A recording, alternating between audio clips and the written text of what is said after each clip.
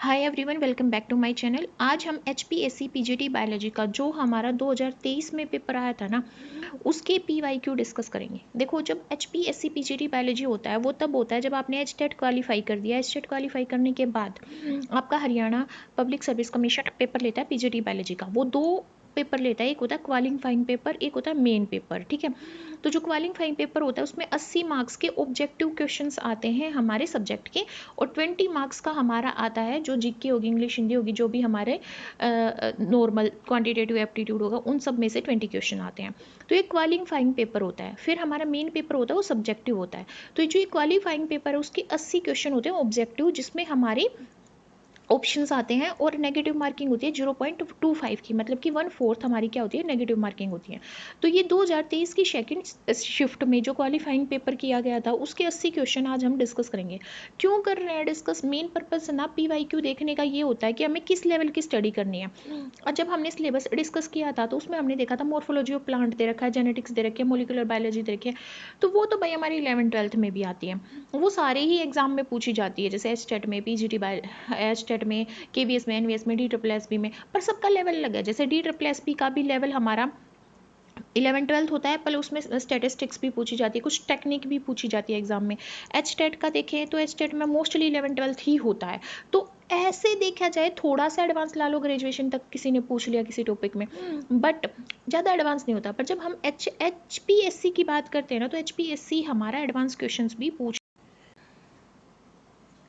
हम इसको किस में नहीं पढ़ते हैं, हम इसको ग्रेजुएशन में भी नहीं पढ़ते हैं, MSc में भी नहीं पढ़ते हैं। पर ये क्या है, हमारे टेस्ट बर्ड के ऊपर थोड़ा एडवांस क्वेश्चन है तो डाइजेस्टिव सिस्टम से ही है ना। तो देखो, पहले क्वेश्चन क्या ऑप्शन क्या है, हेमिया नोसिमा, हेमीग्यूसिया, हेमीसिफेलिया, हेमी हाइपर हाइड्रोसिस। या इसमें एक ऑप्शन देती है HPSC, क्वेश्चन नॉट अटेम्प्टेड। अगर हमने यहाँ पे कोई भी ऑप्शन अपना सही नहीं लगता तो हम ई पे टिक कर देंगे यहाँ पे।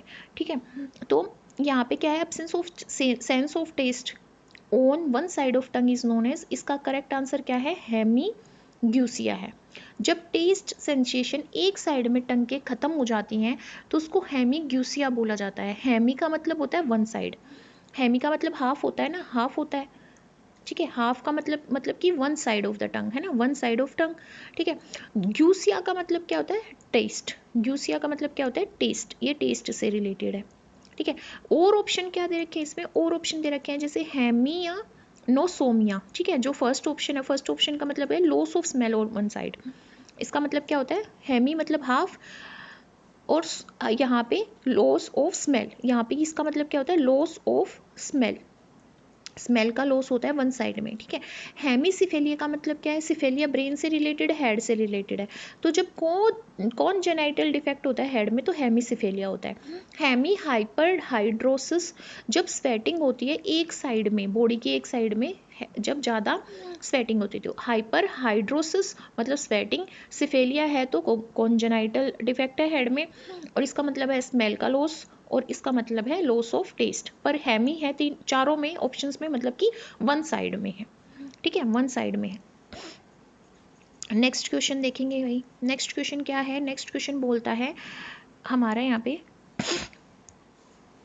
सर्जन है। सर्जन क्या बोलता है, सी स्कर्ट इज प्लेस्ड इन सब फाइलम यूरोकोडेटा।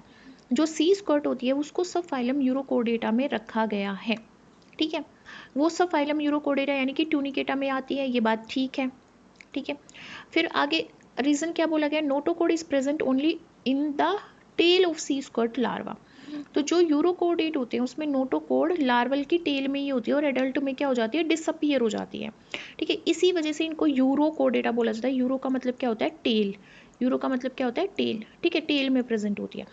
इसीलिए यहाँ पे क्या है, असर्जन भी ठीक है और रीजन भी ठीक है। और तो आंसर क्या होगा, R is true but R is fail, ये गलत हो गया। A is false but R is true, no. Both A and R true but R is not the correct explanation, ये भी गलत हो गया। Both A and R true, A भी ट्रू है, असर्जन भी ट्रू है, रीजन भी ट्रू है, और R is correct explanation of A. तो आंसर क्या होगा, डी। ये इजी क्वेश्चन है। ठीक है, इसको सिर्फ 11th-12th के सिलेबस से भी कवर किया जा सकता है। ठीक है, नेक्स्ट हमारे पास आता है यहाँ पे,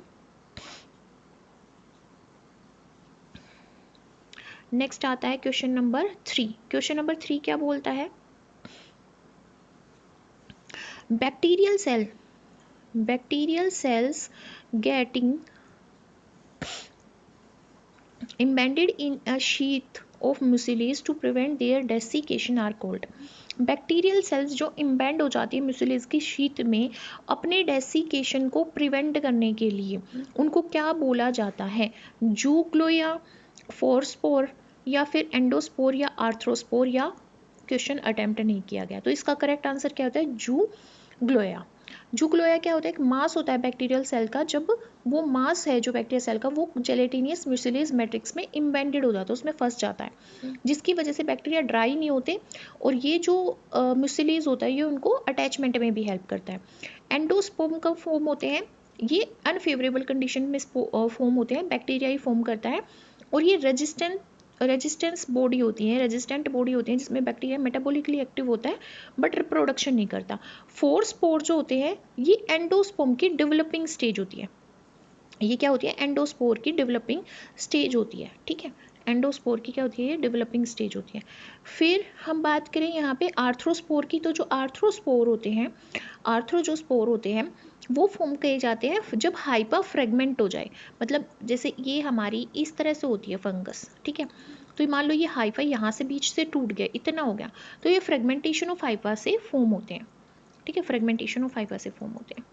नेक्स्ट है the process of killing pupa without changing the cocoon shell layer is called. बिना ककून शेल लेयर के चेंज किए process of killing pupa is known as denier, hatching, dupion या स्टिफलिंग।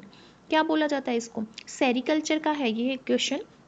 इसको स्टिफलिंग बोला जाता है। स्टिफलिंग का मतलब होता है जब हम सिल्क वॉर्म के प्यूपा को कोकून के अंदर किल कर देते हैं, किससे? हीट का यूज़ करके या फिर स्टीम का यूज़ करके, जस्ट मिनट।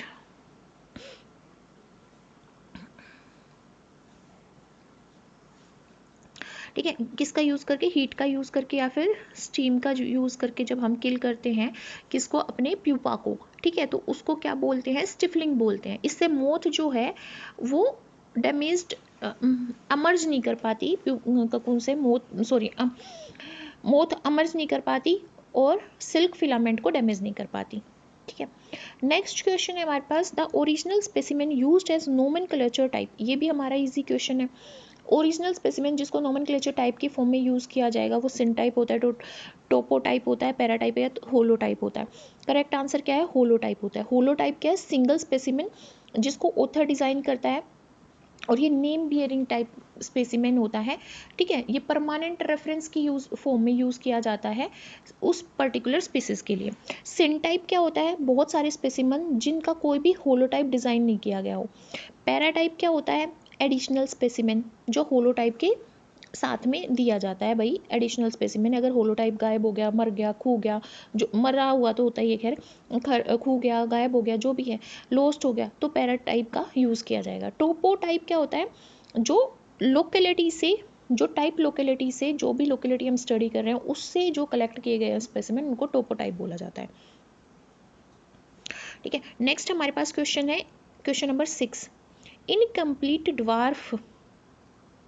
ठीक है, incomplete dwarf bundles in Mirabilis jalapa contains only। देखो मिराबिलस जलापा की स्टडी करते हैं जेनेटिक्स में हम। ठीक है, incomplete dwarf bundle in Mirabilis jalapa क्या कंटेन करती है? बंडल शीट, बट ये थोड़ा एडवांस क्वेश्चन पूछा गया है, डेप्थ स्टडी करनी पड़ेगी। Bundle set, xylem, sieve tube या फ्लोएम, या question not attempted. Incomplete dwarf bundle Mirabilis jalapa में क्या कंटेन करते हैं? ओनली जाइलम कंटेन करते हैं। ठीक है, इसमें मेडुलरी बंडल्स होते हैं, कुछ ड्वार्फ होते हैं, इनकम्प्लीट बंडल्स होते हैं जिसके अंदर सिर्फ जाइलम होंगे और उनके अंदर फ्लोएम एब्सेंट होगा। ठीक है, क्वेश्चन नंबर 7 क्या कहलाता है? विच जीनस ऑफ सिलोफाइटोप्सिडा इज लिविंग। ठीक है, सिलोफाइटोप्सिडा इज लिविंग। कौन सा जीनस है सिलोफाइटोप्सिडा का जो लिविंग है? सिलोटम, होम्योफाइटन, राइनिया या कुक्सोनिया। ठीक है, सिलोटम, राइनिया, होम्योफाइटन या कुक्सोनिया। क्या है इसका करेक्ट आंसर? सिलोटम। ठीक है, सिलोफाइटोप्सिडा का एग्जांपल क्या है? सिलोटम। इसकी वीडियो भी मैंने डाल रखी है अपने यूट्यूब चैनल पर, अगर आपको देखनी है तो। इसको विस्क फॉर्न बोलते हैं, ये एक ओनली लिविंग रिप्रेजेंटेशन होती है इस हमारे जीनस की, ठीक है। और जो राइनिया है या होम्योफाइटन है या कुकसोनिया है, ये हमारे एक्सटिंक्ट हो चुके हैं और ये डेवोनियन प्लांट से बिलोंग करते हैं। नेक्स्ट क्वेश्चन है which of the following is not a natural predator of BPH. BPH मतलब brown plant hopper. Brown plant hopper का कौन सा इनमें से नेचुरल प्रीडेटर नहीं है, ठीक है। Bugs, spider, red and all of the अबो, कौन सा नहीं है, नोट पूछा गया है, तो all of the above will be the correct answer. Natural predator होते हैं बीपीएच के कौन, बग्स होती हैं, स्पाइडर्स होती हैं और रेड एंट होती हैं, ठीक है। इनमें से नोट पूछा गया तो नोट तो कोई भी नहीं है, all of the above will be the correct answer. Next है which of the following kinesin microtubule dependent motor protein are minus directed. तो जब हम साइटोस्केलेटन पढ़ते हैं, सेल का साइटोस्केलेटन, उसमें ये क्वेश्चन आता है kinesin microtubule dependent motor protein, ये माइनस डायरेक्टेड पूछा गया है, ठीक है। Which of the following kinesin microtubule dependent motor protein are minus directed, ठीक है। तो ऑप्शन क्या है, काइनेसिन 4, काइनेसिन 10, काइनेसिन 5 या काइनेसिन 14। तो करेक्ट आंसर क्या होगा, काइनेसिन 14। तो ये ग्रेजुएशन लेवल का क्वेश्चन है भाई, ठीक है। जो काइनेसिन 14 होते हैं वो प्लस की तरफ मूव करते हैं, पॉजिटिव साइन की तरफ मूव करते हैं, जो एंड फॉर्म करता है माइक्रोट्यूबल्स का, ठीक है। सॉरी, ये मूव करते हैं नेगेटिव साइन की तरफ। क्वेश्चन तो यही है ना, नेगेटिव साइन की तरफ कौन मूव करते हैं, तो ये नेगेटिव साइन की तरफ मूव करते हैं। बट इनमें से जो काइनेसिन 5 है, काइनेसिन 4 है, काइनेसिन 10 है, तो मोस्टली काइनेसिन पॉजिटिव की तरफ मूव करते हैं, यानी कि end of the microtubule move करते हैं। बट ये जो होते हैं हमारे काइनेसिन 14 जो होते हैं वो हमारे मूव करते हैं नेगेटिव की तरफ, ठीक है। डाइनिन प्रोटीन जो होता है हमारा, डाइनिन प्रोटीन वो भी क्या होता है, वो भी माइनस एंड मोटर प्रोटीन होता है, मतलब वो भी नेगेटिव की तरफ मूव करता है, ठीक है। नेक्स्ट क्वेश्चन है which of the following is a coelenterate. Easy question है, कौन सा सिलेंट्रेट है, सी फैन है, सी हेयर है, सी लेमन है, सी स्टार है। सी लेमन हमारा क्या होता है, एक नाइडेरिया होता है, मतलब कि सिलेंट्रेट होता है। सी फैन भी नाइडेरिया होता है, पर ये गोरगोनियन कोरल होते हैं, ठीक है। ये एग्जाम की के ऊपर डिपेंड करता है। सी फैन भी वैसे तो सिलेंट्रेट ही होता है। सी हेयर मोलस्क होता है, सी हेयर मोलस्क होता है, और सी स्टार हमारा इकाइनोडर्मेटा होता है। तो सी फैन भी यहाँ पे करेक्ट आंसर है और सी लेमन भी करेक्ट आंसर है, ठीक है। दो आंसर की बन रही है यहाँ पे, और हरियाणा वाले ऐसे तो करते ही हैं गड़बड़ कि दो आंसर दे देंगे, गलत सही जो भी है। नेक्स्ट क्वेश्चन है which of the following has tube plan. हमने ड्यूट्रोस्टोमिक हमारा ट्यूब प्लान पूछा गया है यहाँ पे, क्या है, राउंड वॉर्म, आर्थ्रोपोड, मोलस्का या इकाइनोडर्मेटा। देखो प्रोटोस्टोम्स एंड ड्यूट्रोस्टोम्स दो हम क्लासिफिकेशन के टाइम पे पढ़ते हैं, ये भी इजी क्वेश्चन है। प्रोटोस्टोम्स एंड ड्यूटेरोस्टोम्स ये पढ़ते हैं हम। देखो प्रोटोस्टोम्स हमारे इसके अंदर आते हैं मोलस्का, एनिलिडा, आर्थ्रोपोडा एंड नीमाटोडा, ठीक है। मोलस्का, आर्थ्रोपोडा, एनिलिडा, नीमाटोडा मतलब एस्केलहेलमिंथेस। ड्यूट्रोस्टोम्स में आते हैं गाइनोडर्मेटा, हेमिकोडेटा और हमारे हेमिकोडेटा एचसी एंड कोडेटा, ये हमारे किसके आते हैं, ड्यूट्रोस्टोम्स में। तो इनमें से किसके अंदर हमारा ड्यूट्रोसोमिक ट्यूब प्लान पाया जाता है, मोलस्का में पाया जाएगा, आर्थ्रोपोड में, राउंड वॉर्म में, इकाइनोडर्मेटा में, किस में पाया जाएगा, जस्ट ए मिनट।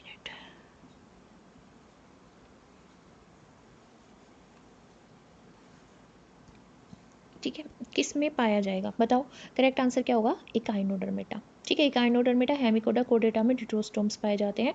इसका मतलब ये होता है कि ड्यूट्रोस्टोम्स में पहले एनएस डेवलप होता है, फिर माउथ डेवलप होता है, और जो प्रोटोस्टोम्स होते हैं उसमें पहले माउथ डेवलप होता है, फिर एनएस डेवलप होता है।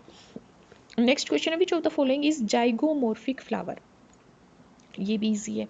पी फ्लावर होता है, सनफ्लावर होता है, या फिर एकेकिया होता है, या ओसीमम होता है, ठीक है। तो पी फ्लावर जो होता है वो जाइगोमोर्फिक होता है। जाइगोमोर्फिक वो होते हैं जिनको हम दो इक्वल हाफ्स में एक ही प्लेन को पास करके काट सकते हैं। तो पी होगी, बीन्स होगी हमारी, ठीक है, कैशिया हो गया हमारा, ठीक है, कैशिया होगा, गुलमोहर हो गया, गुलमोहर हो गया, ये सारे हमारे क्या होते हैं, जाइगोमोर्फिक होते हैं, ठीक है। नेक्स्ट है एक carbohydrate which is use to solidified bacterial culture media, जिसको हम सोल्डिफाई करने के लिए बैक्टीरियल कल्चर मीडिया का यूज़ करते हैं। यूज़ करते हैं। कौन सा होता है? सेलुलोज होता है, जाइलोज होता है, एगार होता है, एरिथ्रोज होता है। कौन सा होता है? एगार होता है। एगार का यूज़ करते हैं बैक्टीरिया कल्चर मीडिया की फॉर्म में। ठीक है, नेक्स्ट क्वेश्चन है how many amino acids form 1 turn of alpha helix of a protein. एक प्रोटीन के अल्फा हेलिक्स के 1 टन को फॉर्म करने के लिए कितने अमाइनो एसिड की ज़रूरत पड़ेगी?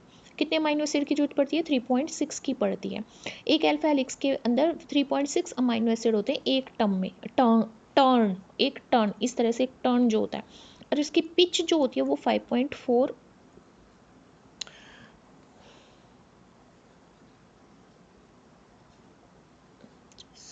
देखो, और जो इसकी पिच होती है, इसकी जो पिच होती है वो होती है 5 जो होती है वो होती है 5.4 एंगस्ट्रॉम की। ठीक है, 5.4 एंगस्ट्रॉम की, 5.4 एंगस्ट्रॉम की। और ये राइज कितने करते हैं? पर रेजिड्यू कितना राइज होता है इसमें? 1.4 एंगस्ट्रॉम का होता है। ठीक है, अब नेक्स्ट क्वेश्चन है which of the following enzyme which one is fastest. In enzymes में से कौन सा फास्टेस्ट होता है? कैटालेज होता है, कार्बोक्सी एनहाइड्रेज होता है, लैक्टेज होता है, या लाइपेज होता है? कौन सा फास्टेस्ट होता है? तो फास्टेस्ट कौन सा होता है? कैटालेज होता है। हाईएस्ट टर्न ओवर नंबर होता है इसका। ठीक है, अबाउट 40 मिलियन मोलिक्यूल पर सेकेंड ये फॉर्म कर सकता है। मतलब ये हाइड्रोजन पर ऑक्साइड को वाटर में और ऑक्सीजन में कन्वर्ट करता है, तो ये बहुत ही स्पीड से काम करता है। नेक्स्ट है when A person is suffering from poor renal reabsorption when which of the following will not help in the maintenance of blood volume. अगर एक पर्सन है जिसकी पुअर रीनल रीएब्जॉर्प्शन है, कम एब्जॉर्ब कर पा रहा है, तो कौन सा विच of the following will not help, कौन सा इनमें से हेल्प नहीं करेगा उसके ब्लड वॉल्यूम को मेंटेन करने के लिए? ऑप्शन क्या है? Decreased glomerular filtration, increase ADH secretion, decreased arterial pressure in kidney, increase arterial pressure in kidney। तो आंसर क्या होगा हमारा? D, increased arterial pressure in kidney। देखो क्यों है ये आंसर? क्योंकि जब हमें ब्लड वॉल्यूम मेंटेन करना पड़ता है तो हमें क्या करना पड़ेगा? ADH का सिक्रेशन इंक्रीज करना पड़ेगा ADH का सिक्रेशन। ADH का सिक्रेशन इंक्रीज करेंगे हम, तो क्या होगा? वाटर एब्जॉर्प्शन भी, मतलब रीनल ट्यूबल्स के अंदर ज़्यादा हो जाएगा, और जो हमारा ग्लोमेरुलर फिल्ट्रेशन रेट है वो क्या हो जाएगा? डिक्रीज हो जाएगा। ठीक है, जिसकी वजह से जो हमारा रीनल आर्टेरियल प्रेशर है, रीनल आर्टेरियल प्रेशर, रीनल्स आर से दिखाया मैंने, आर्टेरियल ए से, और पी से प्रेशर, रीनल आर्टेरियल प्रेशर जो है वो भी रिड्यूस हो जाएगा, जिसकी वजह से जो हमारा आर्टेरियल प्रेशर है किडनी के अंदर वो क्या हो जाता है? इंक्रीज हो जाता है, जिसकी वजह से जो हमारा ग्लोमेरुलर फिल्ट्रेशन रेट है वो भी इंक्रीज हो जाता है, ज़्यादा फिल्ट्रेट बनता है, ज़्यादा वाटर लॉस होता है। ठीक है, तो यहाँ पे क्या होगा हमारा answer? D will be the correct answer. Next question है question number 17। A person is taking drug that causes among other things dryness of the mouth की ड्राइनेस करती है, स्पीडिंग ऑफ हार्ट रेट को स्पीड करता है, but no impairment of the ability to use the skeletal muscles. Mouth dry हो जाता है, heart rate speed up हो जाता है, बट उसकी स्केलेटल मसल्स की एबिलिटी में कोई भी चेंज नहीं आता, कोई गड़बड़ नहीं होती। What type of receptor does this drug probably block. तो कौन सी रिसेप्टर को ये ड्रग ब्लॉक करती है, ये पूछा गया है। तो ड्रग और रिसेप्टर भी हमें पढ़ना पड़ेंगे, इससे हमें ये पता चल रहा है। ठीक है, तो इसमें ऑप्शन क्या है? Cholinergic muscarinic receptor, dopaminergic receptor, cholinergic nicotinic receptor, glutamate receptor. तो यहाँ पे क्या होगा? Cholinergic nicotinic receptor. जो आंसर क्या है? कोलिनर्जिक क्या पूछा था? वो type of receptor this drug probably block. तो ये ड्रग कौन से रिसेप्टर को ब्लॉक करती है? कोलिनर्जिक निकोटिनिक रिसेप्टर्स को ब्लॉक करती है। ठीक है, जो हमारी स्केलेटल मसल्स हैं वो निकोटिनिक रिसेप्टर्स के थ्रू ही कंट्रोल की जाती हैं, तो वो अनअफेक्टेड रहती हैं। इस ड्रग का एग्जाम्पल की बात करें तो इस ड्रग का एग्जाम्पल है एट्रोपाइन इसका एग्जाम्पल है। ठीक है, नेक्स्ट है the energy photophosphorylation comes from. Photophosphorylation के लिए एनर्जी कहाँ से आती है? इलेक्ट्रॉन ग्रेडियंट से, रिडॉक्स पोटेंशियल से, प्रोटॉन ग्रेडियंट से, या NADPH से? कहाँ से आती है? प्रोटॉन ग्रेडियंट से आती है। ठीक है। लाइट एनर्जी इलेक्ट्रॉन ट्रांसपोर्ट करती है जो प्रोटॉन को पंप करती है थाइलेकोइड मेम्ब्रेन के अक्रॉस। फिर एटीपी सिंथेसिस उन प्रोटॉन का यूज करके केमो ऑस्मोसिस पाथवे से क्या बनता है, करता है, एटीपी सिंथेसिस करता है, जो एटीपी यूज कर ली जाती है फिर इस पाथवे के लिए। नेक्स्ट क्वेश्चन है हमारे यहाँ पे, snare complexes are important for guiding synaptic transmission and calcium binding is essential for activation of neurotransmitter release from the presynaptic terminal. In view of the above, identify the component of snare complex that are activated in a sequential manner in order to facilitate neurotransmitter uptake, docking and release. ठीक है, इसने बोला snare complex important है, guide करते हैं स्नैप्टिक transmission को और calcium binding को, तो न्यूरो ट्रांसमीटर्स के रिलीज के लिए वो इंपॉर्टेंट होते हैं। तो इस वीव के अकॉर्डिंग आइडेंटिफाई करो वो कंपोनेंट स्नेयर कॉम्प्लेक्स का वो कंपोनेंट जो एक्टिवेट होगा सिक्वेंशियल मैनर में जब हमें न्यूरो ट्रांसमीटर का अपटेक करना है, डोकिंग करनी है और क्या करना है, रिलीज करना है।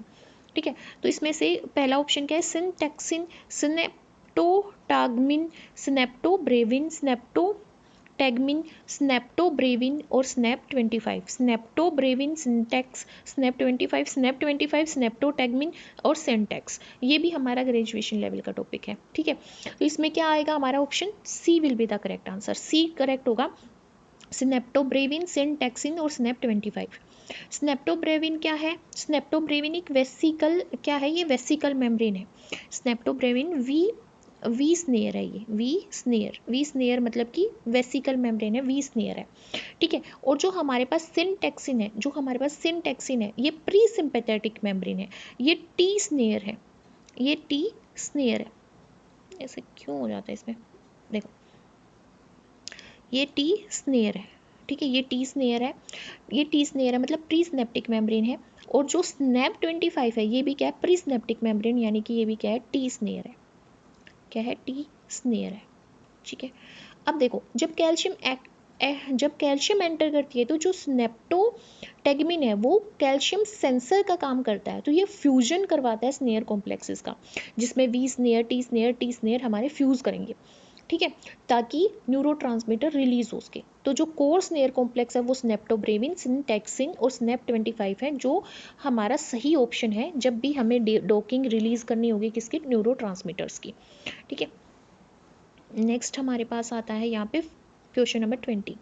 फ्लूरोइड injury is related with, fluoride injury किससे रिलेटेड है, कार्नेशन से, क्राइसेंथीमम से, जरबेरा से या ग्लेडियोलस से। ठीक है, किससे हमारी यहाँ पे रिलेटेड है, तो ये कार्नेशन से रिलेटेड है। फ्लूरोइड टॉक्सिसिटी कॉमन फिजियोलॉजिकल डिसऑर्डर होता है कार्नेशन में। जब हमारा एक्सेसिव फ्लूरोइड हो जाता है तो जो प्लांट्स होते हैं उनकी जो लीफ होती है, लीफ जैसे ऐसे पत्ती है, उसकी टिप, यहाँ से ये जो टिप है ये क्या कर जाती है, बर्न हो जाती है, टिप में बर्न लग जाता है, मार्जिनल नेक्रोसिस हो जाता है। मार्जिनल मतलब यहाँ पे मार्जिन पे इस तरह से येलो हो जाएगा, बीच में से ग्रीन रहेगा, यहाँ से बीच से ग्रीन रहेगा। ठीक है, हो ही नहीं रहा है। ठीक है, बीच से ग्रीन रहेगा और हमारा साइड में से येलो हो जाएगा, नेक्रोसिस मतलब सेल डेथ हो जाएगा और फ्लावर की क्वालिटी भी रिड्यूस हो जाएगी। तो फ्लोरिकल्चर में इंपॉर्टेंट क्वेश्चन है कि कार्नेशन करता है फ्लोरोइड इंजरी। नेक्स्ट है, ये photosynthesising plant is releasing O18 more than normal. O16 की जगह वो O18 रिलीज कर रहा है, O16 की जगह क्या रिलीज कर रहा है, O18 रिलीज कर रहा है। The plant must have been supplied with, क्या सप्लाई किया गया होगा प्लांट को, वाटर, ऐसा वाटर जो O18 कंसिस्ट करे, है ना। तो यहाँ पे क्या सप्लाई किया गया होगा, H2O एंड O18, तभी तो उससे O18 निकलेगा।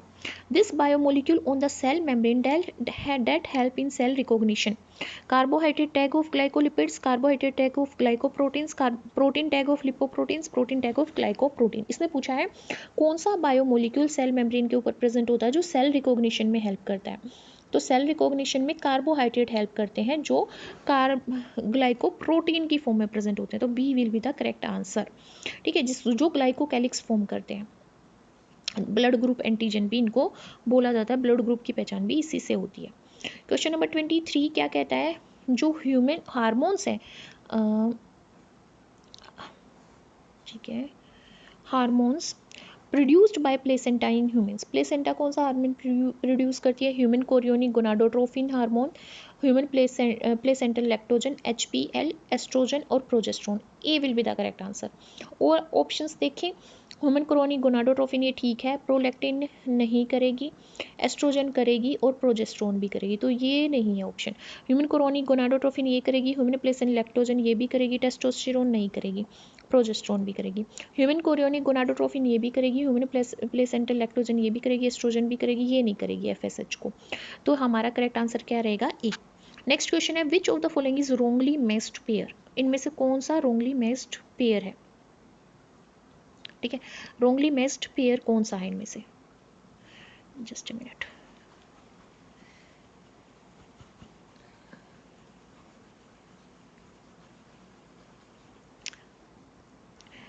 में matched pair, alcohol nitrogenase, textile amylase, detergents lipase, fruit juice pectinase. तो यहाँ पे टेक्सटाइल अमाइलेज हमारा रोंगली मैच्ड है, एल्कोहल हमारा नाइट्रोजिनेज, एल्कोहल ईस्ट एंजाइम से प्रोड्यूस होता है, नाइट्रो रोंगली मैच्ड पेयर पूछा है।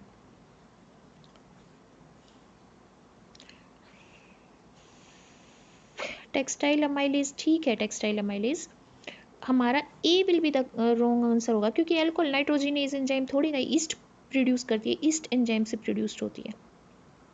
डिटर्जेंट हमारा लाइपेज से होता है, ठीक है, फ्रूट जूस पैक्टिनेज से, फ्रूट एक्सट्रेशन।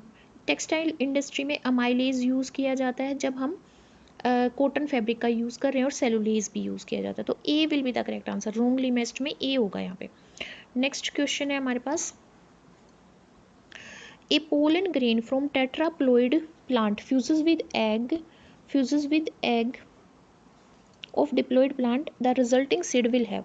एक पोलन ग्रेन है, टेट्राप्लोइड प्लांट से फ्यूज किया गया है, egg of a diploid plant, एक डिप्लॉयड प्लांट के एग के साथ फ्यूज किया गया है, तो रिजल्टिंग सीड के अंदर क्या होगा? देखो टेट्राप्लोइड प्लांट है तो मतलब कि 4N है, टेट्राप्लोइड प्लांट क्या होगा? 4N होगा।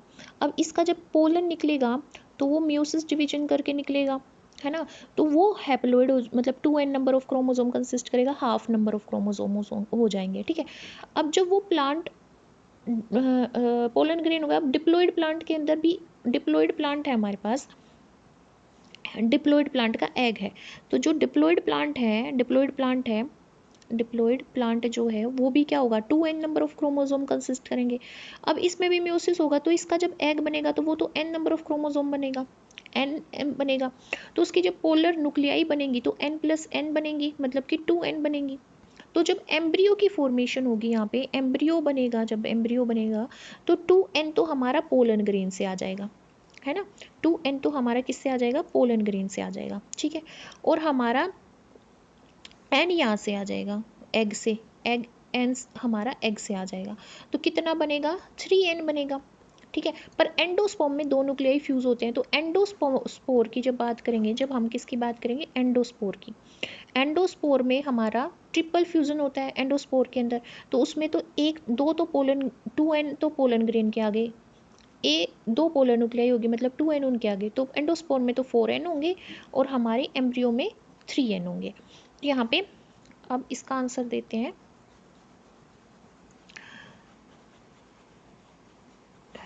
क्वेश्चन समझ में आ गया, आंसर समझ में आ गया। अब हम इसके ऑप्शंस चेक करते हैं। ऑप्शन में क्या पूछा गया है? 2N एंडोस्पर्म, ये तो गलत हो गया, 6N एंडोस्पर्म भी गलत हो गया, तो 4N एंडोस्पर्म और 3N एम्ब्रियो, तो B will be the correct answer. Next है, in which pair both the plants can be vegetatively propagated by leaf species, कौन से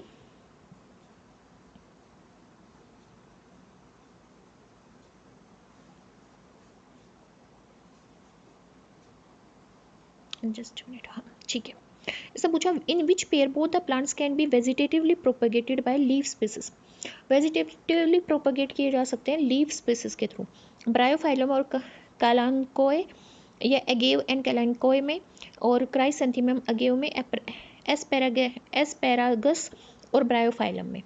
तो ब्रायोफाइलम एंड कैलांकोए में हम एडवेंटिशियस बर्ड्स बनते हैं, हमारे लीफ होता है, ब्रायोफाइलम का पत्ता दिखा रखा है मैंने अपनी शॉर्ट्स वीडियो में, उनमें यहाँ पे बर्ड्स बनते हैं, तो लीफ के मार्जिन पे बर्ड्स बनते हैं, और बर्ड्स अपने आप से गिर के क्या बनाते हैं, एक नया प्लांट फॉर्म कर देते हैं।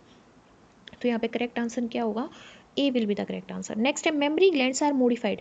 मेमरी ग्लैंड्स मॉडिफाइड कौन सी ग्लैंड होती है, endocrine gland, oil gland, sweat gland या म्यूकस ग्लैंड। तो स्वेट ग्लैंड ही मॉडिफाई होके हमारी क्या बनाती है, मेमरी ग्लैंड बनाती है, जो एपोक्राइन ग्लैंड होती है, जो किसका टाइप होता है, एपोक्राइन ग्लैंड का टाइप होता है। ठीक है, नेक्स्ट क्वेश्चन हमारे पास है, इन मेडिकली असिस्टेड रिप्रोडक्शन, जब मेडिकली असिस्ट किया जाता है reproduction, which of the following technique transfer embryo at more advanced stage. कौन सी टेक्निक है, GIFT, टैट, जिफ्ट, ZIFT या प्रोस्ट।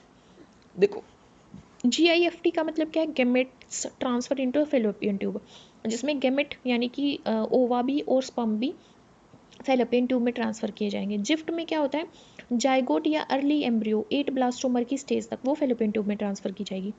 टैट में क्या होता है, tubal embryo transfer, embryo more than 8 blastomere की स्टेज में फेलोपियन ट्यूब में ट्रांसफर की जाती है।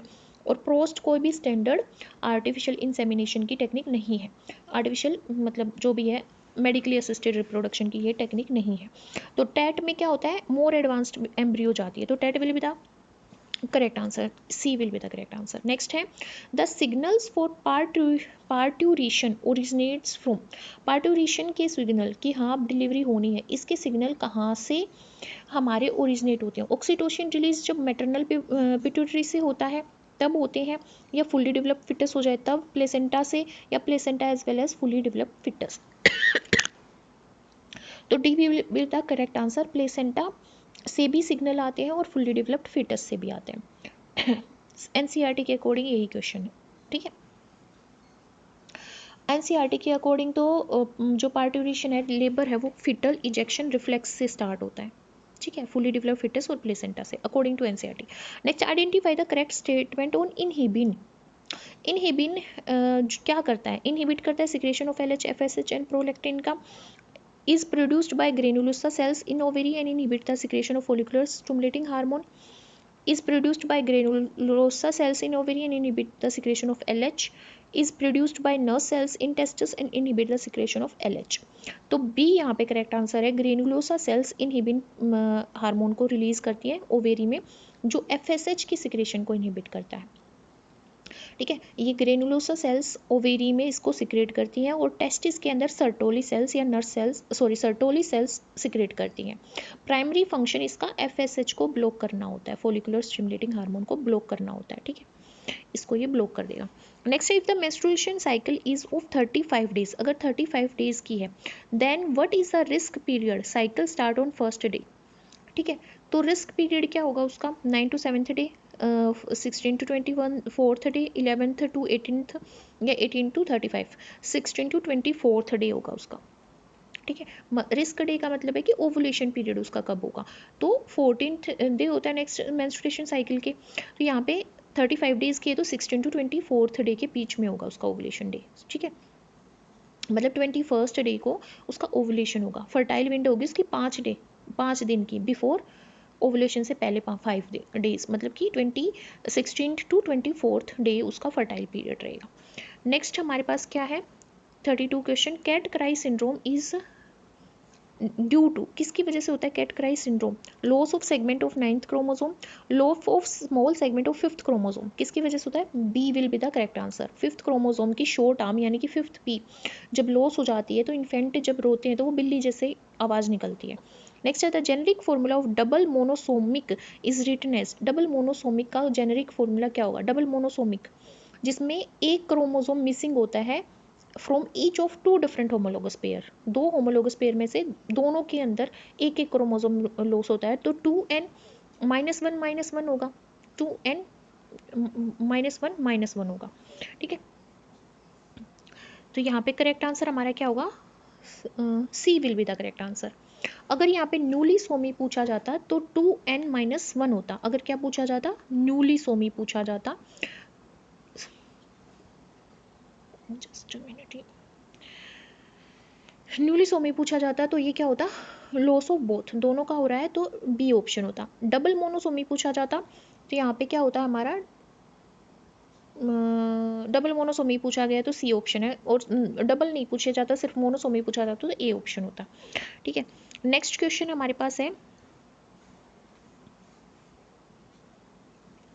The genetic relatedness of an individual to his nephew is 0.25. The allele that cause uncles to care of nephew will spread according to Hamilton rule only if the fitness benefit is genetic relatedness R of an individual to his nephew. उसके नेफ्यू से genetic relatedness कितनी है 0.25 है. The alleles that cause uncle to care of nephew will spread according to Hamilton's rule. Hamilton's rule के according spread होगी only if the fitness beneath is कितनी होगी. देखो हैमिल्टन रूल बोलता है R B greater than C. ये होता है हैमिल्टन रूल. आर इसमें क्या होता है कोफिशिएंट ऑफ रिलेटेडनेस, बी क्या होता है बेनिफिट क्या पड़ेगा और सी होते है कॉस्ट. तो आर की वैल्यू दी गई है 0.25 है ना, और हमें बोला गया है कि आर बी ग्रेटर होगा सी से. ठीक है, ग्रेटर होगा सी तो 0.25 बी ग्रेटर देन सी होगा और बी ग्रेटर देन 4C होना चाहिए. और सी क्या है कॉस्ट. इसका मतलब क्या है कि हमारा जो बी में ग्रेटर 4C से, बी क्या है कॉस्ट और 4C अगर इसको सोल्व करेंगे तो 4C आ गया. ठीक है, तो बेनिफिट क्या है more than 4 times the cost है ना, more than 4 times the cost आ रहा है.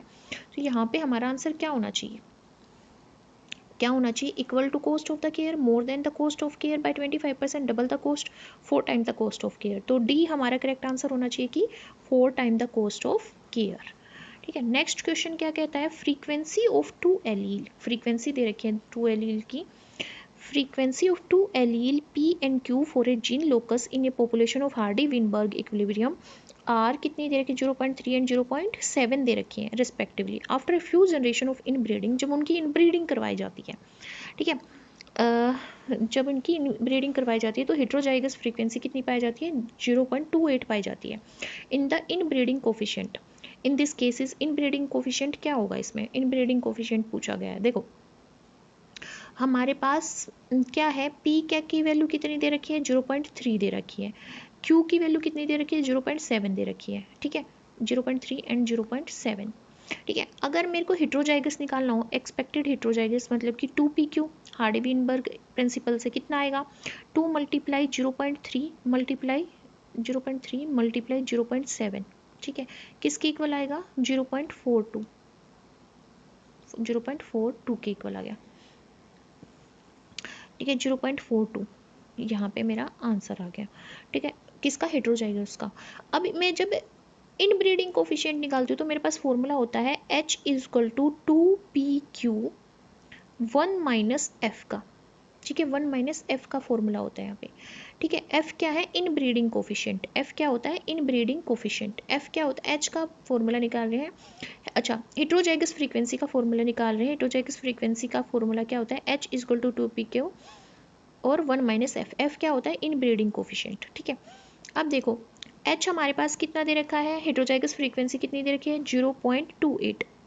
0.28 हमारे पास हेट्रोजाइगस फ्रीक्वेंसी है. 2 इंटू पी क्या कितना आया 0.42 आया 0.42 आया.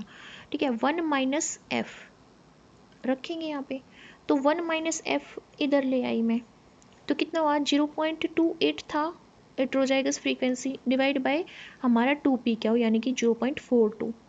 इसको सोल्व करेंगे तो कितना आएगा अप्रोक्स 0.667.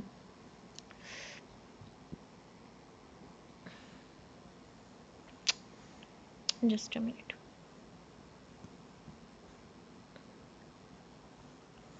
कितना आएगा इसको सोल्व करेंगे तो हमारे पास आएगा 0.667. ठीक है, तो यहाँ पे क्या था 1 माइनस F था तो ये 1 उधर चला जाएगा 1 में से माइनस करेंगे इसको तो F की वैल्यू कितनी आ जाएगी 0.333. ठीक है 0.333. आई थिंक आपको समझ में आ गया. ये स्क्रीन ना बहुत पॉपअप हो रही है. तो यहाँ पे आंसर क्या होगा हमारा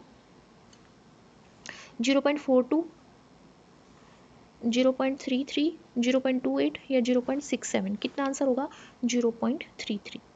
ठीक है, नेक्स्ट है हमारा क्वेश्चन क्या कहता है उससे पहले थोड़ा इरेज कर लेते हैं.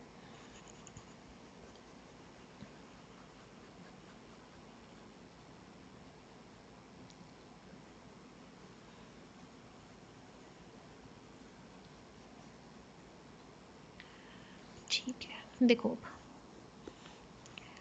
Alpha amanitin is a fungal toxin which inhibit eukaryotic RNA polymerase. RNA polymerase में हम इसके बारे में पढ़ते हैं, ठीक है, ग्रेजुएशन में भी पढ़ते हैं, ठीक है। The 3 eukaryotic RNA polymerase show differential sensitivity to this toxin.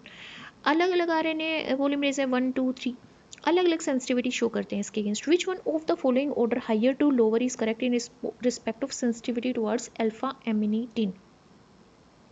देखो जो पॉलीमरेज सेकंड होता है ना वो हायर टॉक्सिक होता है, पॉलीमरेज सेकंड हायर टॉक्सिक होता है, ठीक है। उसके बाद पॉलीमरेज थर्ड आता है जो मॉडरेटरी पॉलीमरेज थर्ड होता है जो मॉडरेटरी टॉलरेट करता है। फिर आरएनए पॉलीमरेज हमारा फर्स्ट आता है जो रेजिस्टेंस शो करता है एमिनिटीन की तरफ। तो क्या आएगा इसका आंसर? इसका आंसर आएगा हमारा बी। पॉलीमरेज सेकंड सबसे ज़्यादा सेंसिटिव होता है, पॉलीमरेज थर्ड मॉडरेटली सेंसिटिव होता है, और पॉलीमरेज फर्स्ट जो होता है वो रेजिस्टेंस शो करता है इसके अगेंस्ट, ठीक है। नेक्स्ट क्वेश्चन है हमारे पास, next question number 37। Transfer of foreign DNA into cultural host cell. Cultural host cells के अंदर फॉरेन डीएनए का ट्रांसफर होना मेडिएटेड थ्रू केमिकल्स। कौन से केमिकल्स के थ्रू मेडिएट किया जाता है, उस प्रोसेस को क्या बोला जाता है? जब फॉरेन डीएनए को कल्चरल होस्ट सेल्स के अंदर हम ट्रांसफ़र करेंगे, है ना, किसके थ्रू? केमिकल्स के थ्रू, तो उसको क्या बोला जाएगा? ट्रांसफॉर्मेशन, ट्रांसफेक्शन, ट्रांसडक्शन या ट्रांजिशन, उसको क्या बोला जाएगा? ट्रांसफेक्शन बोला जाएगा। ट्रांसफेक्शन का मतलब है जब फॉरेन डीएनए को यूकैरियोटिक सेल में किसी केमिकल मेथड के थ्रू, केमिकल मेथड जैसे कैल्शियम फॉस्फेट के थ्रू या लिपोफेक्शन के थ्रू हम क्या करते हैं? इंजेक्ट कर देते हैं। ट्रांसफॉर्मेशन जब डीएनए बैक्टीरिया अपटेक करता है, ट्रांसफॉर्म कर लेता है खुद को। ट्रांसडक्शन जब बैक्टीरियोफेज जीन ट्रांसफर करती है। ट्रांजिशन होता है पॉइंट म्यूटेशन के टाइम पे। नेक्स्ट है use of living microorganism to degrade environmental pollutant is called. Living microorganism का यूज करके डिग्रेड करना इन्वायरमेंटल पोल्यूटेंट को क्या कहलाता है? Biomagnification, bioremediation, biodegradation या बायो फिल्ट्रेशन, इसको बोला जाता है bioremediation. C will be the correct answer, ठीक है। जिसमें फंगस या प्लांट का यूज़ करते हैं टॉक्सीफाई करने के लिए, डिटॉक्सीफाई करने के लिए पोल्यूटेंट को, ठीक है। बायोमैग्निफिकेशन का मतलब है जब फूड चेन के अंदर क्या होती है?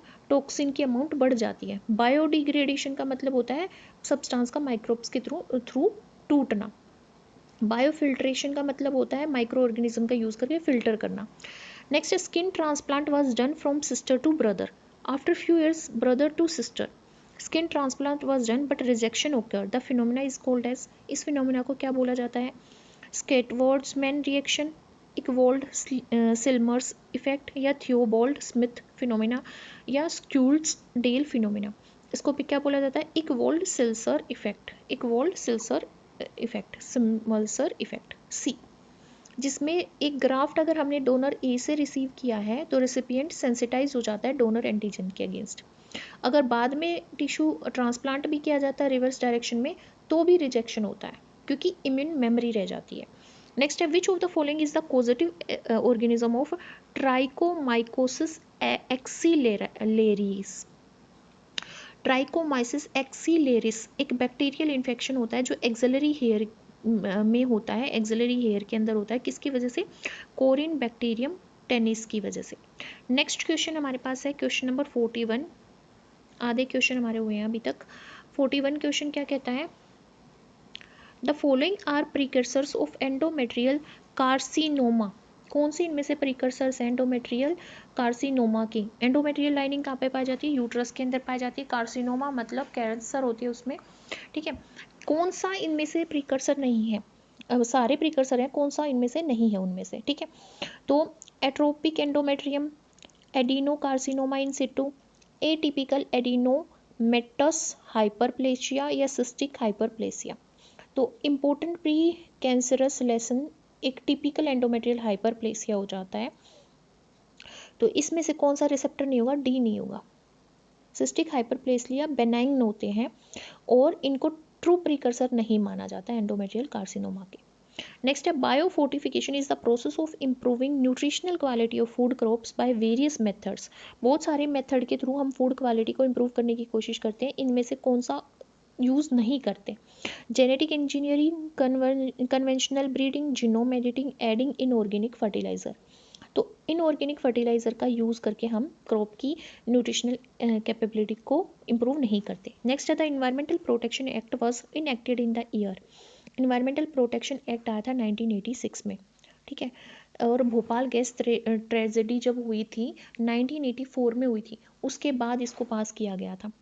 नेक्स्ट है which one is not an auto immune disorder. इनमें से कौन सा ऑटो इम्यून डिसऑर्डर नहीं है? लूपस ऑटो इम्यून डिसऑर्डर है, एलोपेकिया एरिएटा ये भी ऑटो इम्यून है, रूमेटॉइड आर्थराइटिस ये भी ऑटो इम्यून होता है, इन्फ्लुएंजा हमारा इन्फ्लुएंजा वायरस की वजह से होता है, तो ये ऑटो इम्यून नहीं है, यही हमारा क्या होगा? करेक्ट आंसर होगा।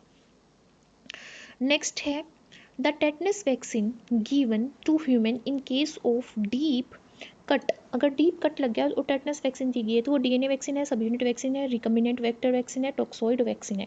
वो किस तरह की वैक्सीन है? वो टॉक्सोइड वैक्सीन का एक टाइप है। टेटनस वैक्सीन इनएक्टिवेटेड टॉक्सिन का यूज़ किया जाता है। टॉक्सोइड वैक्सीन जिसको बोलते हैं, जो इम्यूनिटी को स्टिमुलेट करती है पर हमें कोई डिजीज कोज कर नहीं करती। Next 46 question the permanent cure of gene therapy can be. Permanent cure क्या हो सकती है जीन थेरेपी की? Gene isolated from bone marrow were introduced into the cell at early embryonic stage. Cells isolated from thymus in an adult were cultured and transferred with corrected gene. Cells isolated from bone marrow in an embryo were cultured and transformed with corrected gene. Cells isolated from bone marrow in an adult were cultured and transformed with corrected gene. बताओ इनमें से कौन सा option सही रहेगा? सी। Cell को हम bone marrow से आइसोलेट करेंगे एडल्ट में, उनको कल्चर करेंगे, फिर उसको करेक्ट करके जीन को फिर क्या करा जाएगा? इंजेक्ट किया जाएगा, ठीक है। ये हमारा सही ऑप्शन है यहाँ पे। नेक्स्ट हमारे पास क्वेश्चन आता है क्वेश्चन नंबर 47। ये बोलता है GEAC। GEAC stand for genetic ethical active commission, genetic engineering approval committee, genetic ethical approval committee, genetic engineering active commission. कौन सा ऑप्शन सही है यहाँ पे? Genetic engineering approval committee, B will be the correct answer. ये apex body है, ministry of environment forest and climate change के अंदर काम करती है, जिसको हम MOEFCC भी बोलते हैं, ministry of environment forest and climate change, ठीक है। गवर्नमेंट ऑफ इंडिया जो अप्रूव करती है एक्टिविटीज़ जो भी जेनेटिकली मॉडिफाइड ऑर्गेनिजम्स के लिए होती हैं या हजार्डस और माइक्रो ऑर्गेनिजम्स के लिए होती है, ठीक है। NCERT से है ये क्वेश्चन। क्वेश्चन नंबर 48 की बात करें, dash is when the blood forming cells you received on transplant day start to grow and make healthy blood cells. क्या बोला जाता है उस स्टेज को जब ब्लड फॉर्मिंग सेल्स को रिसीव किया जाता है ट्रांसप्लांट डे में और वो ग्रो करती हैं और हेल्दी ब्लड सेल्स बनाती हैं? मायोजेनेसिस, इनग्राफ्टमेंट, होम्योस्टेसिस या कार्सिनोजेनेसिस। ये तो दोनों गलत है। मायोजेनेसिस भी नहीं होता, मसल सेल से रिलेटेड होता है, ये इनग्राफ्टमेंट इसको बोलेंगे, ठीक है। मायोजेनेसिस मसल फॉर्मेशन, होम्योस्टेसिस जब इंटरनल बैलेंस मेंटेन करते हैं, carcinogenesis cancer development. Next question है 49 the process when the chemical do not allow other organism to grow in a particular area. जब केमिकल्स अलो नहीं करते दूसरे ऑर्गेनिज्म को एक पर्टिकुलर एरिया में ग्रो करने के लिए, तो उसको क्या बोला जाता है?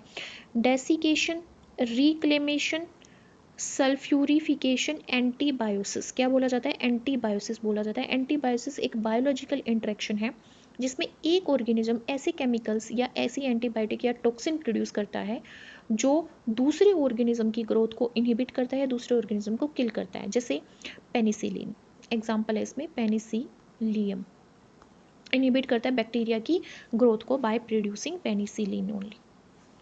नेक्स्ट क्वेश्चन है 450 the diversity among species with in one community is. जो डाइवर्सिटी होती है स्पीसीज की with in one community is क्या होती है? वो alpha diversity, gamma diversity, beta diversity या डेल्टा डाइवर्सिटी क्या होती है? वो होती है alpha diversity, alpha diversity species diversity with in a single habitat और कम्युनिटी। बीटा डाइवर्सिटी का मतलब है difference in species diversity, community के बीच में जो स्पीसीज डाइवर्सिटी के बीच में डिफरेंस होता है उसको बीटा डाइवर्सिटी बोला जाता है। Gamma diversity overall density of large geographical region, वो हमारी क्या होती है, gamma diversity. March 22 is celebrated as World Water Day, A will be the correct answer, ठीक है। और वर्ल्ड वाटर डे और कुछ डे और हैं, जैसे अर्थ डे है 22 अप्रैल, वर्ल्ड इन्वायरमेंट डे 5 जून, वर्ल्ड पॉपुलेशन डे 11 जुलाई, ये भी इंपॉर्टेंट है। Which of the following is not a feature of our selected species? A. Reproduce quickly. The low survival rate of progenies. Reproduce a large number of progenies. Parental care. तो जो are selected species हैं वो parental care show नहीं करती, वो reproduce भी करती हैं quickly, large number of offspring भी प्रोड्यूस करती हैं, उनके जो ऑफस्प्रिंग होता है उनका रो सर्वाइवल रेट होता है, पर इनके अंदर लिटिल और नो पेरेंटल केयर पाई जाती है, ठीक है। तो जो हमारी पेरेंटल केयर वो किस में पाई जाएगी, वो के सिलेक्टेड स्पीसीज में देखने को मिलेगी। नेक्स्ट है क्वेश्चन नंबर 53। क्वेश्चन नंबर 53 बोलता था population size of A bird, एक पॉपुलेशन साइज है किसका, बर्ड का, इंक्रीज हो गया 600 टू 645 इन 1 ईयर, एक साल में। If the per capita birth rate of this population is 0.125, what is the per capita death rate, क्या होगा पर कैपिटा डेथ रेट। तो R is equal to B minus D होता है ना। अब देखो बी माइनस डी होता है, इनिशियल पॉपुलेशन 600, फाइनल पॉपुलेशन 645 है, तो हमारा यहाँ पे इंक्रीज कितना हुआ हमारा 45, तो पर कैपिटा ग्रोथ रेट कितना आएगा 45 डिवाइड बाय इनिशियल जितनी पॉपुलेशन से 600 थी, मतलब कि 0.075, ठीक है। अब बर्थ रेट निकालेंगे तो वो कितना आएगा, बी माइनस डी, बी कितना होगा 0.125, तो D is equal to B minus R, D निकालेंगे किसके इक्वल होगा 0.125 माइनस 0.075, कितना आ जाएगा 0.05, तो C will be the correct answer. Next है which of the following is considered as the forest of global heritage, forest of global heritage किसको बोला जाता है, Nandankanan, Sundarban in West Bengal, Kaziranga in Assam, Indian botanical garden Shibpur. Sundarbans in West Bengal को क्या बोला जाता है, ग्लोबल हेरिटेज बोला जाता है। नेक्स्ट क्वेश्चन है क्वेश्चन नंबर 55। देखो the Galapagos finches were an important clue to Darwin's thinking about the origin of species. These finches are believed to have descended from a single ancestral species that colonized the Galapagos archipelago, America, over a short period of time. The Galapagos finches differ in their beak shape and size. Different species feed on seeds that vary in size and hardness. Which of the following is the most likely explanation for these patterns? कौन सा इनमें से likely explanation है इन patterns का। Option A क्या कहता है, the finches represent an example of directional trend in beak size from small to big. No.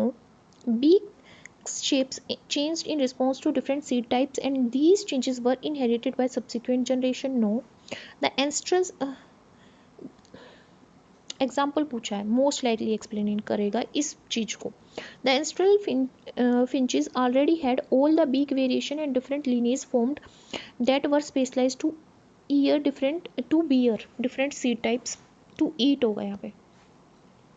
The finches represent an example of adaptive radiation in which beak variation was generated by mutation followed by selection by different seed type.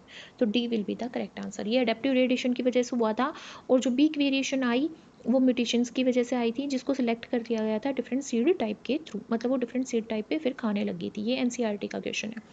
Animals with the wide range of tolerance for salinity are called, wide कह रही हूँ मैं, wide range of salinity, tolerance against wide range of tolerance for salinity को क्या कहते हैं, Yuri हेलिन का मतलब होता है जो organism wide range of salinity को टॉलरेट कर सके, जैसे सालमन और टिलापिया, ठीक है, टिलापिया। स्टीनो हेलिन जो होती हैं वो नैरो रेंज ऑफ सैलिनिटी को टॉलरेट कर सकते हैं। यूरी का मतलब क्या होगा, वाइड, स्टीनो का मतलब नैरो। ठीक है, नेक्स्ट क्वेश्चन हमारे पास है 57 क्वेश्चन। 57 क्या कहता है, which one of the following is an example of x situ conservation. X situ conservation का नेशनल पार्क, सीड बैंक्स, ठीक है, wild life sanctuary, sacred groups, कौन कौन से होती हैं, तो सीड बैंक हमारे क्या है, एक्स सिटू कंजर्वेशन का पार्ट है। एक्स सिटू का मतलब है जब हम किसी ऑर्गेनिज्म को outside their natural habitat conserve करते हैं, तो seed bank, botanical garden, zoo, cryopreservation, ये सब किसका एग्जाम्पल होते हैं, एक्स सिटू कंजर्वेशन का। नेक्स्ट है medical termination of pregnancy are relatively consider safe during, कब तक सेफ मानी जाती है, 10th week of pregnancy. NCERT का आंसर है फर्स्ट ट्राइमेस्टर तक। What happens during muscle contraction, muscle contraction के टाइम पे क्या होता है, size of A band decrease, size of I band decrease, size of H zone become larger, diameter of fibre remain same. तो यहाँ पे size of I band क्या हो जाता है, डिक्रीज हो जाता है। C will be the correct answer. ठीक है, आई बैंड डिक्रीज होता है, एच जोन डिक्रीज होगा, ये भी डिक्रीज होगा, डिसअपियर हो जाएगा, ए बैंड कांस्टेंट रहता है, ए बैंड क्या रहता है, कांस्टेंट रहता है। तो करेक्ट आंसर क्या है, सी। नेक्स्ट है which nation is most affected by deforestation, कौन सा नेशन है जो डिफोरेस्ट्रेशन से सबसे ज़्यादा अफेक्ट हुआ, होंडुरस, बेनिन, इंडोनेशिया, घाना, कौन सा हुआ, इंडोनेशिया। ठीक है, इंडोनेशिया, क्योंकि यहाँ पे वर्ल्ड हाईएस्ट रेट था ट्रॉपिकल डिफोरेस्ट्रेशन का, क्योंकि यहाँ पे पाम ऑयल प्लांटेशन की गई थी, लॉगिंग हो गई थी, माइनिंग की गई थी, फॉरेस्ट फायर लगी थी, तो सबसे ज़्यादा किसने फेस किया, हमारा इंडोनेशिया ने। नेक्स्ट क्वेश्चन है the part of brain where the centre for hunger thirst is located, hypothalamus. बहुत इजी क्वेश्चन है, hunger thirst, body temperature, water balance, sleep, endocrine function, सबके लिए क्या होता है, हाइपोथैलेमस। नेक्स्ट क्वेश्चन है which one of the following is not the basic component of cultural medium used for plant tissue culture, कौन सा नहीं यूज़ किया जाता, बेसिक कंपोनेंट नहीं है कल्चर मीडिया का जो प्लांट टिश्यू कल्चर के लिए यूज़ किया जाता है। Complex mixture of salt use किए जाते हैं, सीरम एल्ब्यूमिन नहीं किया जाता है, एमिनो एसिड किए जाते हैं, शुगर सेक्रोज किए जाते हैं। तो ये सी विल बी द करेक्ट है आंसर, क्योंकि सीरम एल्ब्यूमिन का यूज़ हम एनिमल सेल कल्चर को यूज़ मतलब ग्रो करने के लिए यूज़ करते हैं, ना कि प्लांट सेल के कल्चर करने के लिए। नेक्स्ट है enzyme linked immunosorbent assay is done for detection of, किसके डिटेक्शन के लिए यूज़ किया जाता है, एड्स के लिए, कैंसर के लिए, टाइफाइड या मलेरिया के लिए। एंजाइम लिंक्ड इम्यूनोसोर्बेंट रेस से एड्स के लिए यूज़ किया जाता है, HIV वायरस को देखने के लिए। ये भी एनसीईआरटी का क्वेश्चन है। क्लोरोसिस इज ए, क्लोरोसिस क्या है, production of fever leaves in plants, production of larger number of leaves in plants, yellowing leaves in plants due to low chlorophyll content, yellowing of leaves in plants due to more chlorophyll content. तो C will be the correct answer, yellowing of leaves in plants due to low chlorophyll content. फिर है 65 question, separation of molecules in gel filtration chromatography depends upon, किसके ऊपर depend करती है, receptor ligand binding, molecular weight and pore size, synthetic non synthetic ion exchange resin, polysaccharide, glycoprotein lactic interaction. Correct answer क्या है, molecular weight and pore size. क्यों, क्योंकि जो jail filtration chromatography है वो मोलिकुलर साइज के बेसिस पे क्या करती है, सब्सटेंस को सेपरेट करती है। लार्ज मॉलिक्यूल होते हैं जो वो पहले इल्यूट होते हैं और वो पोर्स में एंटर नहीं कर पाते। नेक्स्ट क्वेश्चन है correct sequence of stages in first prophase of meiosis, first prophase of meiosis कौन सा होगा, इसको याद रखते हैं हम, let zebra play during daylight, है ना, let zebras play during daylight, इससे याद रखते हैं। तो LZPDD मतलब लेप्टोटीन, जाइगोटीन, पकाइटीन, डिप्लोटीन और डाइकाइनेसिस। तो करेक्ट आंसर क्या होगा हमारे पास, B. Pellagra is cause due to prolonged deficiency of folic acid, thiamine, niacin, tocopherol, क्या होगा, niacin will be the correct answer. Vitamin B3 जिसको बोलते हैं, इसकी वजह से होता है, जिसमें डर्मेटाइटिस हो जाता है, डायरिया हो जाता है, डेमेंशिया हो जाता है। ठीक है, DNA replication occurs at one of these phases of cell cycle, S phase पे होता है DNA रेप्लिकेशन सिंथेसिस फेज पे। Match the following, 69 question, match the following, stimulate the production of digestive enzyme, digestive enzyme का जो production है वो कौन stimulate करेगा, जिबरलिन, और इंड्यूस्ड सीड डोरमेंसी कौन इंड्यूस करेगा, ABA, एपिकल डोमिनेंस कोज कौन करता है, ऑक्सिन, और राइपनिंग ऑफ फ्रूट कौन करता है, इथाइलिन। तो करेक्ट आंसर क्या होगा हमारा, A. The process by which water enters the seed is, कौन सी प्रोसेस होती है जिसके थ्रू, ऑस्मोसिस, इम्बिशन, प्लाज्मोलाइसिस या डिफ्यूजन, जिसके थ्रू सीड के अंदर पानी एब्जॉर्ब होता है, तो कौन सी होती है, इम्बिशन, इम्बिशन की प्रोसेस होती है। नेक्स्ट क्वेश्चन है हमारे पास 71, लास्ट के 10 क्वेश्चंस बच गए हैं हमारे। If the X and A ratio is 0.5 in Drosophila, what will be the sex of this fly, इस फ्लाई का सेक्स क्या होगा, super male, intersex, normal male या सुपर फीमेल, क्या होगा, नॉर्मल मेल होगा। ड्रोसोफिला में सेक्स डिटरमाइन किया जाता है रेशियो से, सेक्स क्रोमोसोम का ऑटोसोम पे क्या रेशियो है, एक्स और ऑटोसोम का रेशियो, अगर ये 1 रेशियो है तो नॉर्मल फीमेल बनती है, अगर 0.5 है तो नॉर्मल मेल बनता है, 0.5 है तो नॉर्मल मेल बनता है, ठीक है। अगर मोर देन 1 है तो सुपर फीमेल बनती है, मेटा फीमेल जिसको बोलते हैं, लेस देन 0.5 है तो सुपर मेल बनता है, जिसको हम मेटा मेल बोलते हैं, और 0.5 और 1 के बीच में होगा तो इंटरसेक्स बनेगा, ठीक है। नेक्स्ट क्वेश्चन है amount of air which one can exhale from the lungs with maximum effort after inhalation with maximum effort, उसको क्या बोला जाता है, tidal volume, inspiratory capacity, total lung capacity, vital capacity. देखो इसने बोला एक्सहेल करेगा, जब उसने मैक्सिमम एफर्ट के साथ इनहेल कर लिया, इनहेलेशन भी बोल रखा है और एक्सहेलेशन भी, तो वाइटल कैपेसिटी होती है वो। वाइटल कैपेसिटी का मतलब है TV, tidal volume plus inspiratory reserve volume plus expiratory reserve volume. Next होता है व्हेन स्केलेटल मसल्स कॉन्ट्रैक्ट करती हैं तो क्या होता है, शॉर्टनिंग होती है सार्कोमर की, decrease in the width of A band, shortening of thick microfilament, increase in the distance between Z line. क्या होता है, सार्कोमर जो होता है वो शॉर्ट हो जाता है, स्लाइडिंग फिलामेंट थ्योरी इसको एक्सप्लेन करती है कि सार्कोमर शॉर्ट हो जाएगा, आई बैंड डिक्रीज हो जाएगा, एच जोन जो है वो भी डिक्रीज हो जाएगा, डिसअपियर हो जाएगा, ए बैंड कॉन्स्टेंट रहेगा और थिन फिलामेंट शॉर्ट नहीं होते। नेक्स्ट है 74th question, which one of the following is not a function of lymph, lymph का कौन सा फंक्शन नहीं है, carrier for nutrient, exhibiting immune response, transport of oxygen, absorption of fat, or question not attempted, transport of oxygen is not a function of lymph। Next question है C3 और C4 plant में primary carboxylation takes place with the help of, primary carboxylation किसकी वजह से होता है, PEP carboxylase and pyruvate carboxylase, RUBP carboxylase and PEP carboxylase, PEP carboxylase and RUBP carboxylase, RUBP carboxylase and pyruvate carboxylase. तो correct answer क्या है, C, PEP carboxylase और RUBP carboxylase. C4 plant में प्राइमरी कार्बन डाइऑक्साइड फिक्सेशन होता है PEP carboxylase, और C3 plant में होता है रूबिस्को कार्बोक्सिलेज, रूबिस्को मतलब कि व्हेन एक diploid female plant is crossed with tetraploid male, तो प्लॉइडी ऑफ एंडोस्पर्म क्या होगी, देखो एग क्या बनेगा इसमें, फीमेल थी डिप्लॉयड तो एग तो एन बनेगा, है ना, पोलर न्यूक्लियाई हमारे 2n बन जाएंगे, n+n, टेट्राप्लॉयड मेल में पोलर होंगे 2n, तो यहाँ पे 2n दोनों मिलके क्या बनाएंगे 4n, तो एंडोस्पर्म कितना होगा पेंटा 2n, एंडोस्पर्म क्या होगा 4n, तो हमारा क्या होगा वो टेट्राप्लॉइडी, n हो गया ना, एंडोस्पोर 4n 4 2n अच्छा 2n तो यही हो गया ना, 2n तो यही हो गया, ये तो 2n है और ये 2n है, ठीक है, टेट्राप्लॉइडी बनेगी। Seminal plasma in human is rich in, किस में इनरिच होती है, fructose and certain enzyme but poor in calcium, fructose, calcium and certain enzyme, fructose, calcium but has no enzyme, glucose and certain enzyme but has no calcium। fructose होता है, calcium होता है और कुछ एंजाइम्स होते हैं, तो B will be the correct answer. Next है female gland, females gland corresponding to prostate of male, जैसे प्रोस्टेट होता है मेल में, उसमें फीमेल में कौन सी ग्लैंड होती है, पैरायूथरल ग्लैंड ऑफ स्किन, है ना, मेल की प्रोस्टेट ग्लैंड जैसे ही होती है। और बार्थोलियन ग्लैंड जो होती है वो कोपर्स ग्लैंड जो होती है, जिसको बल्बो यूरेथ्रल ग्लैंड बोलते हैं मेल के अंदर, उसकी होमोलोगस होती है। 79 क्वेश्चन है द कैप बाइंडिंग प्रोटीन जो होता है which is involve in the global regulation of translation is highly regulated in eukaryotic cell.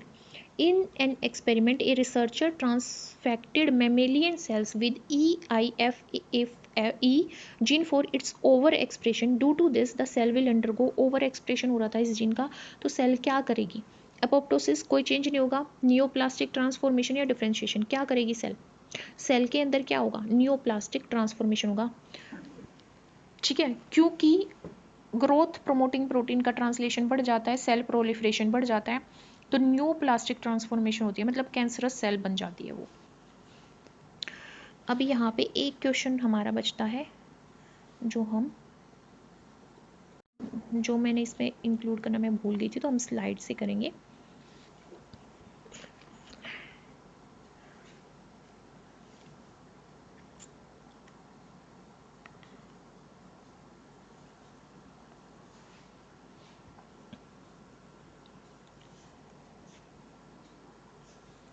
Question क्या है हमारा, RNA interference inhibits. RNA interference directly हमारे सिलेबस में भी दे रखी है कि आरएनए इंटरफेरेंस किसको इनहिबिट करती है, neither transcription nor translation of specific gene, DNA replication and transcription of all genes, या फिर क्वेश्चन नॉट अटेम्प्टेड।